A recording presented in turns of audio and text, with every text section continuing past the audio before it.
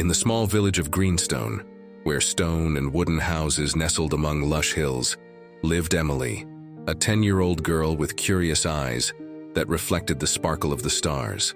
The place was surrounded by an immense forest, a sea of ancient trees that held old stories whispered by the wind. For the villagers, the forest was a mix of a source of life and forbidden territory. They drew their sustenance from it, but also feared its deepest shadows. Emily did not share the same fear. Born under the sign of curiosity, she saw the forest as an enormous adventure book waiting to be explored. While other children played near the houses, Emily always found a way to approach the forest's edge, feeling the mysterious call that came from within. Her brown hair, often tousled by the wind, swayed as she ran through the fields that separated the safety of the village from the mystery of the trees. Her inseparable companion was Buddy, a medium-sized dog with golden fur and attentive eyes. More than a pet, Buddy was Emily's guardian, friend, and confidant. Together, they had discovered secret paths, small clearings lit by the sun, and crystal-clear streams where colorful fish danced beneath the water's surface. Emily whispered her secrets into Buddy's attentive ear, and he responded with affectionate licks and approving barks. Emily's parents, hard-working individuals who tended to a small plot of land, always warned their daughter about the dangers of the forest. "Don't wander too far, Emily. The forest holds creatures you can't even imagine," her mother would say while preparing the daily bread. Emily nodded, but kept to herself the certainty that she knew the forest better than any adult in the village. One golden autumn afternoon, when the leaves began to turn red and amber, Emily decided to take Buddy on a longer exploration than usual. The air felt different, filled with the scent of ripe fruits and earth dampened by recent rain. There was something magical about that day, as if nature wanted to reveal one of its best-kept secrets. They followed a familiar path, passing the small wooden bridge over the creek that marked the beginning of the dense forest. Emily felt the soft texture of moss beneath her feet, listening to the crunch of dry leaves with each step. Buddy ran ahead, sniffing the ground and occasionally turning back to ensure his little owner was still following. Then the extraordinary happened. An unusual glow, like a fragment of a fallen star among the foliage, caught Emily's keen eye. It was a bluish, pulsating reflection, different from anything she had ever seen before. "Buddy, look at that!" she exclaimed, pointing to the phenomenon.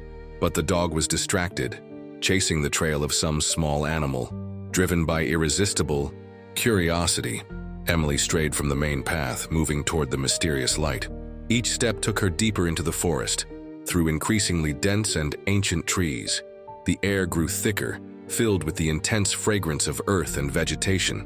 The sound of birds transformed into a distant chorus as the deep forest's silence began to envelop the girl. The glow seemed always just out of reach, as if inviting her to go further. Emily didn't notice when Buddy disappeared from sight, or when the familiar path was left behind. Her mind was captivated by the fascination of that ethereal light dancing among the shadows. When she finally reached the source of the glow, she found only a small lake with crystal-clear waters, where the sun's reflection created hypnotic patterns. Emily knelt by the water's edge, marveling at how the light fragmented into thousands of luminous points. It was then that reality struck her like a lightning bolt. She was alone without Buddy, and didn't recognize anything around her. Her heart raced. The forest, once welcoming and familiar, had turned into a threatening maze. The trees seemed taller and more twisted, with branches stretching like arms ready to capture her. The shadows took on strange and menacing shapes. The silence, once peaceful, now weighed heavily like an oppressive presence. "Buddy!" Emily shouted, her voice echoing between the trees with no response. "Buddy, where are you?" Only the wind replied, rustling the leaves in an indecipherable whisper. The girl spun in circles, trying to identify a landmark, a sign of the way back. But every direction looked the same, an endless sea of trunks and foliage stretching in all directions. The sun, which had once shone high in the sky, was now beginning its descent on the horizon.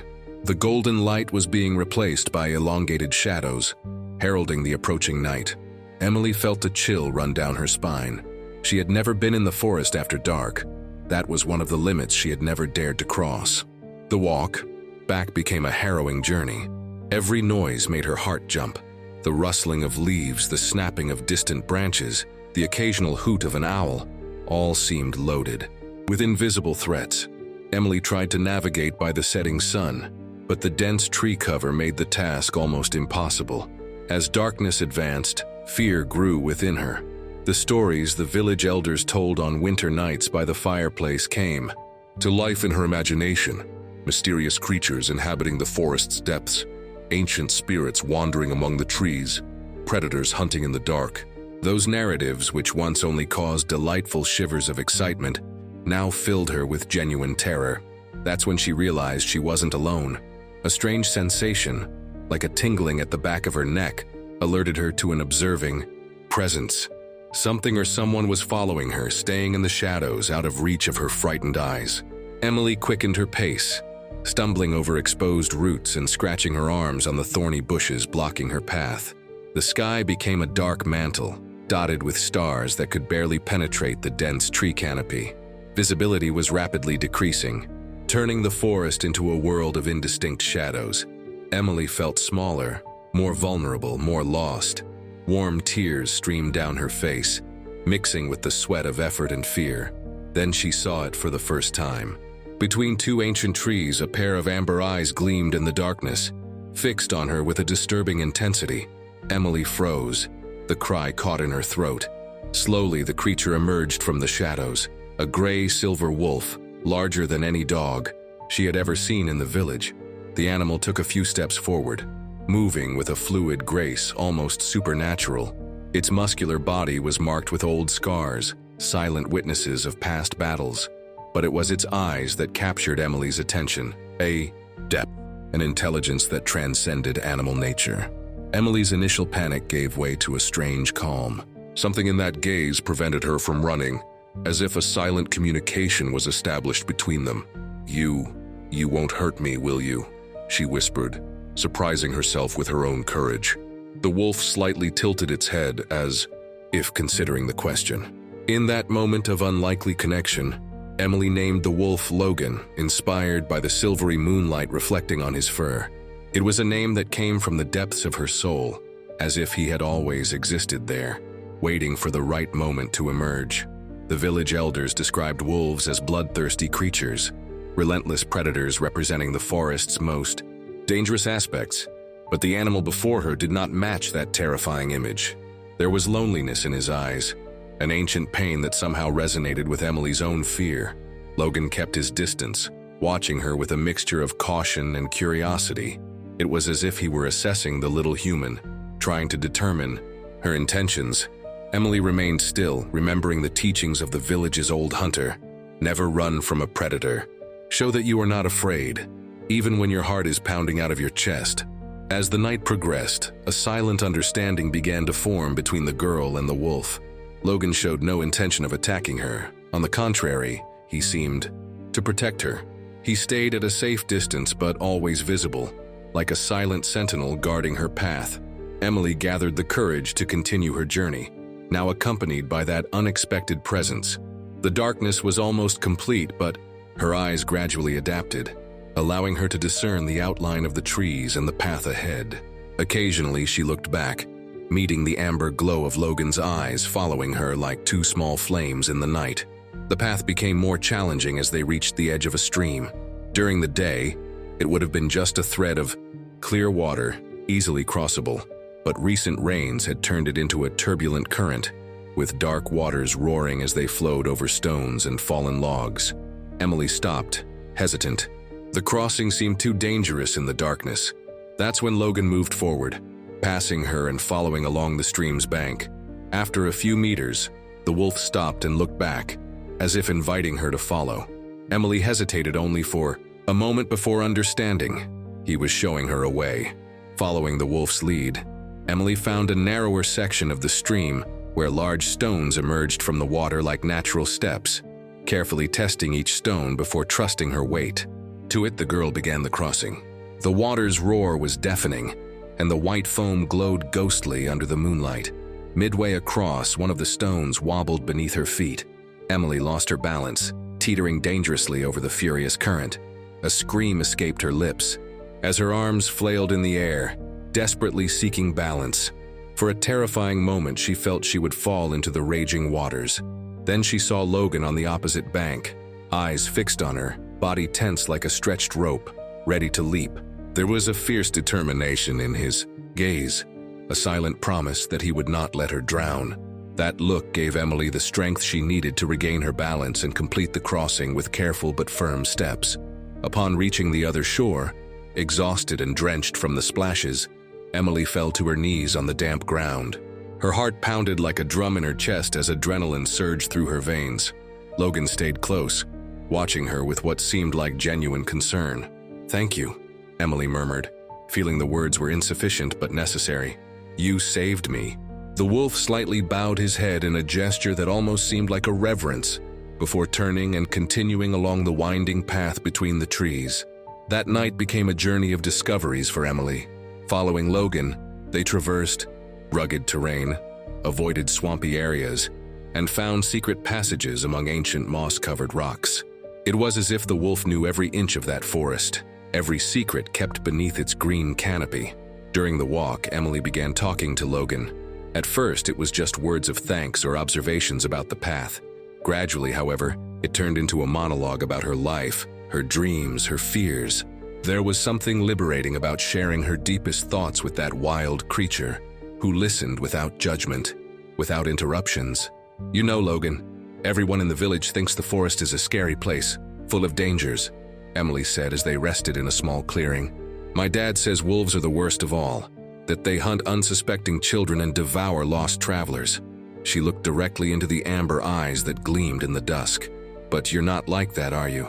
Maybe the stories they tell about you are just that, stories." As the night progressed, a silent bond began to form between them. It wasn't the uncomplicated friendship Emily shared with Buddy. It was something deeper, more primal, an understanding that transcended words and species. There was a mutual respect blossoming there in the shadows of the ancient forest. Emily began to realize that Logan carried his own scars, not just the visible ones on his body, but the invisible ones that marked his spirit. The wolf's loneliness was almost palpable. There was an air of a displaced creature, separated from his pack, bearing the weight of some deep loss. "You're alone too, aren't you?" Emily asked during a moment of rest. "Just like I am now. Maybe that's why we met." Logan looked at her with those intense eyes, as if understanding every word. It was during these pauses in the journey that Emily began to understand Logan's true nature. Observing his movements, the way he reacted to the forest's sounds, how he sniffed the air for signs invisible to human eyes, she realized she wasn't facing a mere animal, but a complex being with his own intelligence and sensitivity. In a particularly difficult moment of the crossing, when fatigue and cold threatened to consume her last reserves of energy, Emily tripped and fell, scraping her knee on a sharp stone. The sharp pain drew tears from her eyes as she struggled to get up. That's when Logan approached her more than he had ever done before. Cautiously, the wolf closed the distance he had always kept until he was close enough for Emily to feel his body heat, the rhythm of his breathing. With extreme gentleness, Logan lay down beside her, offering the comfort of his presence and the warmth of his body against the growing night cold. Emily remained still for a moment, barely daring to breathe. Then slowly her trembling fingers touched the wolf's thick fur. It was soft and rough at the same time and surprisingly warm. Logan did not move, allowing her to absorb that unexpected comfort. "I never thought I'd find friendship on a night like this," Emily whispered, feeling the tears dry on her face. "Thank you for not leaving me alone."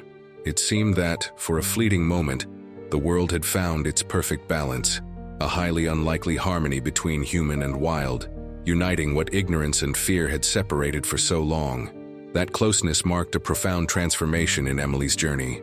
The forest, which had once seemed a hostile maze, now revealed itself as a living, pulsing being, full of secrets and beauties that few humans had the privilege to witness. Through Logan's eyes, Emily began to see the world in a completely new way. Hours passed slowly, marked by the movement of stars above the tree canopies and the night sounds of the forest. Emily alternated between moments of walking and periods of rest, always guided by Logan's constant presence, her unlikely guardian in the darkness. The feeling of being lost was gradually replaced by a strange certainty that she was exactly where she was supposed to be. Fear gave way to renewed curiosity, and despair transformed into quiet determination. Emily knew that eventually, she would find her way back, and that when it happened, she would no longer be the same girl who had gotten lost that afternoon. As the night progressed to its darkest phase, Emily and Logan found shelter under a rocky formation, a small natural cave that offered protection against the cold wind that began to blow. There, curled against the stone wall with Logan keeping watch at the entrance, the girl finally allowed herself to rest for real. Physical and emotional exhaustion took their toll, and Emily sank into a deep sleep, filled with vivid dreams of enchanted forests and mystical creatures dancing under the moonlight. In her dream, she ran freely beside Logan, not as human and wolf, but as two kindred spirits, connected by a bond that transcended the physical form. It was the gentle touch of the first sun rays on her face that awakened Emily. For a moment, she was disoriented, unsure of where she was or how she had gotten there. Then, memories of the previous night flooded her mind, and her eyes immediately sought Logan. The wolf was there, still vigilant, watching the dawn with attentive eyes. The golden light of the rising sun turned his gray fur into liquid silver, giving him an almost ethereal appearance. When he realized that Emily had awakened, he turned to her, those amber eyes now lighter and more golden under the daylight. Emily stretched, feeling her sore muscles protest against the movement. The night outdoors had left marks on her body, scratches, bruises, the stiffness from the cold night. But there was also a sense of renewal, as if she had left behind an invisible weight during that journey through the darkness. "Good morning, Logan," she said with a tired but genuine smile. "I think we survived the night, didn't we?" The wolf tilted his head, a gesture Emily was beginning to recognize as his particular way of communicating. The forest looked completely different in the daylight. The threatening shadows of the night gave way to a mosaic of vibrant greens and sparkling golds, where sunbeams danced between the leaves. The air was fragrant with the scent of wildflowers and damp earth, while birds sang their morning melodies in a cheerful chorus. Emily left the shelter, stretching her arms toward the clear sky. She felt different, somehow more connected to the forest and its rhythms. Fear had been replaced by a deep respect, and the invisible threat had transformed into a tangible beauty that engaged all her senses. "I need to find my way back," Emily told Logan, who watched her with his characteristic intensity. "My parents must be worried, and Buddy, poor Buddy, he must be looking for me everywhere." As if he perfectly understood her words, Logan stood up and began moving in a specific direction, stopping occasionally to check if Emily was following. The girl didn't hesitate. During the night, she had learned to trust that unlikely guide, to respect his ancient and instinctive wisdom. The path they followed seemed easier in the daylight. Emily recognized rocky formations and vegetation patterns that had gone unnoticed in the dark. Logan kept a steady pace, always choosing the least rugged path, as if understanding the physical limitations of his human companion. After a few hours of walking, Emily began to notice familiar signs: a fallen tree serving as a bridge over a small creek, a rocky formation resembling a bearded old man's face, a set of stones arranged in a circle that the village children used as a play area. They were approaching the forest's edge, the known territory that marked the boundary with the human world. Then they heard the first sounds, human voices, still distant but clearly distinguishable in the forest's silence. Someone was calling Emily's name, echoing among the trees like a repetitive chant. Emily felt her heart accelerate. It was the village hunters, probably led by her father, searching for the lost girl. Logan also sensed the approaching humans. His tense body revealed an instinctive caution, an ancestral memory of pursuits and confrontations. His amber eyes, once calm and attentive, now showed evident concern. Emily understood immediately. To the village men, a wolf was not a guide or protector. It was a threat to be eliminated. "They can't hurt you, Logan," Emily said, kneeling close to the wolf without touching him, but close enough for their eyes to meet. "My dad must be worried about me." As if fully grasping her words, Logan began to move closer, his presence a reassuring, steely calm.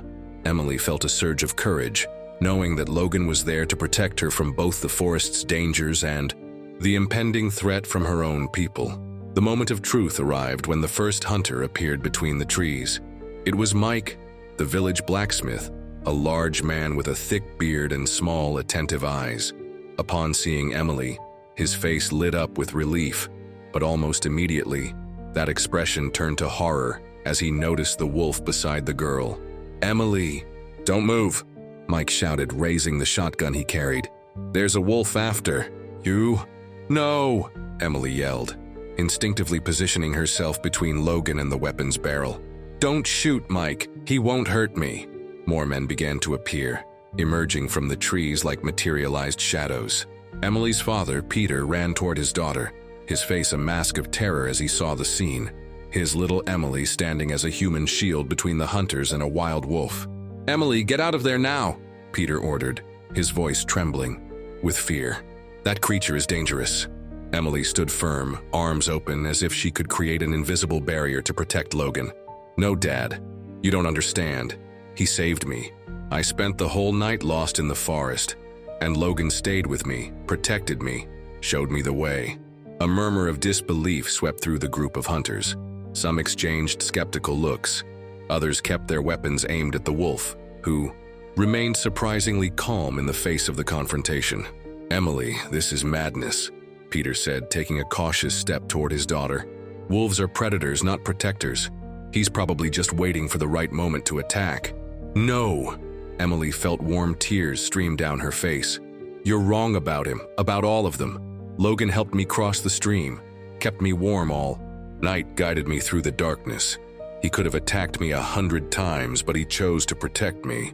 The hunters looked confused, torn between disbelief and perplexity at the unusual scene. A 10-year-old girl defending a wild wolf with the same ferocity a mother would defend her child. Then Logan did something extraordinary. Instead of retreating or advancing, the wolf slowly walked to stand beside Emily. With deliberate movements, he sat down, his amber eyes fixed on the men before him. There was dignity in that gesture, a silent declaration that seemed to say, "I am here by choice, not out of fear or cowardice." The wolf's gesture elicited an immediate reaction.